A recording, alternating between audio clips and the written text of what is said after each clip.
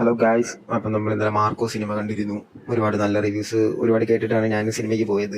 Cinema കാണുന്നതിന് മുമ്പ് review കാണുന്നത് ഇപ്പം എല്ലാവരുടെയും ഒരു ശീലമാണ്. എനിക്കും ഉണ്ട് ആ ശീലം. അപ്പോൾ എനിക്ക് തോന്നുന്നു സിനിമ റിവ്യൂ പറയുന്നതൊക്കെ വലിയ തലയുള്ളവരാണെന്ന്. അവർ ഒരുപാട് നല്ല നല്ല സിനിമകൾ പല ഭാഷകളും കാണുന്നവരായിരിക്കാം. നമ്മളും കാണുന്നതാണ്. എന്നാലും എനിക്കിപ്പോൾ അത് അത്ര ഇതായിട്ട് വർക്കായില്ല. ഒരു ആവറേജ് ഫീലിംഗ് ഉള്ളായിരുന്നുള്ളൂ. പിന്നെ ഫൈറ്റ് സ്റ്റണ്ട് ഒരു രക്ഷയില്ലായിരുന്നു. ലാസ്റ്റ് അടുത്തിരുന്ന ചില ടീമുകളൊക്കെ കണ്ണടച്ചിരിക്കുന്നത് വരെ ഞാൻ കണ്ടിട്ടുണ്ട്. അതിനെപ്പറ്റി കൂടുതൽ പറയുന്നില്ല. ഇത് എൻ്റെ മാത്രം ഒരു അഭിപ്രായമാണ്. ആ രീതി മാത്രം കാണുക. സിനിമ കൊള്ളാം. അത് ഒരു വലിയ സംഭവമായിട്ടൊന്നും അങ്ങോട്ട് ഫീൽ ചെയ്തില്ല. എനിക്ക് ഓവർ എക്സ്പെക്റ്റേഷൻ ആയിരുന്നു. എനിക്ക് ഒരു KGF ലെവൽ വരുമെന്നൊക്കെ വെറുതെ ഒരു തോന്നൽ എൻ്റെ മനസ്സിലുണ്ടായിരുന്നു. ചിലപ്പോൾ അതുകൊണ്ടായിരിക്കും എനിക്ക് ഒരുപാട് അങ്ങോട്ട് വർക്കാവാൻ സിനിമ. എന്നാലും മലയാള സിനിമയിൽ ഇടയിൽ ഇത്രയും ഇതായിട്ട് ഫൈറ്റൊക്കെ ചെയ്യുന്ന ഒരു സിനിമ വേറെ ഉണ്ടോ എന്ന് സംശയമാണ്.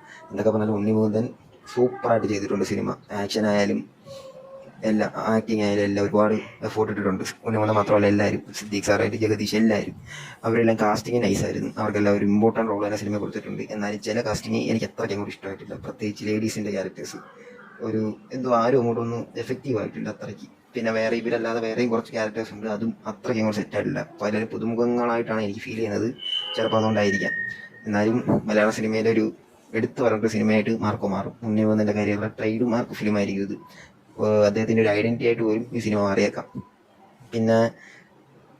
പിന്നെന്താ പറയാനായിട്ട് വെച്ചാൽ, സിനിമയിൽ കുറച്ച് ക്ലീശ പൊളിച്ചെഴുത്തുകൾ നടത്തിയിട്ടുണ്ട്. ഒരു മെയിൻ നടൻ സിനിമയിലുള്ളപ്പോൾ അദ്ദേഹമായിരിക്കും വില്ലൻ എന്ന രീതി മുന്നോട്ട് കൊണ്ടുപോകും. പിന്നെ അദ്ദേഹത്തെ മാറ്റുന്നു, അദ്ദേഹം ഇല്ലാതാവുന്നു. അപ്പോൾ അതൊക്കെ ഒരു ക്ലീശ പൊളിച്ചെഴുത്തായിരുന്നു.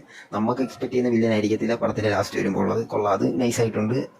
പിന്നെ ഓവറോൾ പറയുകയാണെങ്കിൽ ഒരു വെറൈറ്റി ആയിരുന്നു ആ വില്ലൻ്റെ കാര്യത്തിലുള്ള ആ ഒരു ചേഞ്ചിങ് വരുന്നത്.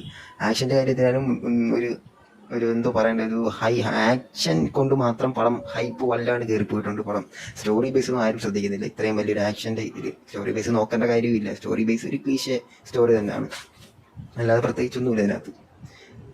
പിന്നെ പറയുകയാണെങ്കിൽ ഉണ്ണിമുകുന്ദൻ ഒരുപാട് അടിപൊളി സംഭവങ്ങൾ ചെയ്തു വെച്ചിട്ടുണ്ട് ഇതിനകത്ത്. ഒരു 10-30 വയസ്സിനകത്തുള്ളവർക്ക് കണ്ടിരിക്കാം. കുറച്ചുകൂടി കഴിഞ്ഞ് ഒരു ഇതായിട്ടൊക്കെ ഉള്ളവർക്ക് മെച്യൂർഡായിട്ടുള്ള സ്വന്തമായിട്ടുള്ളവർക്കൊന്നും പടം അങ്ങോട്ടൊക്കെ വർക്കാവണമെന്നില്ല. പിന്നെ ചിലർക്ക് ഫൈറ്റ് എല്ലാം കത്തിയായിട്ട് തോന്നാം.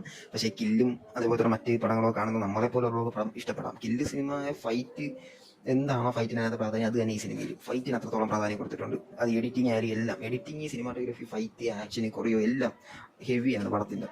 അവർക്കൊരു പ്രത്യേക അഭിനന്ദനം അവർ അറിയിക്കുന്നുണ്ട്.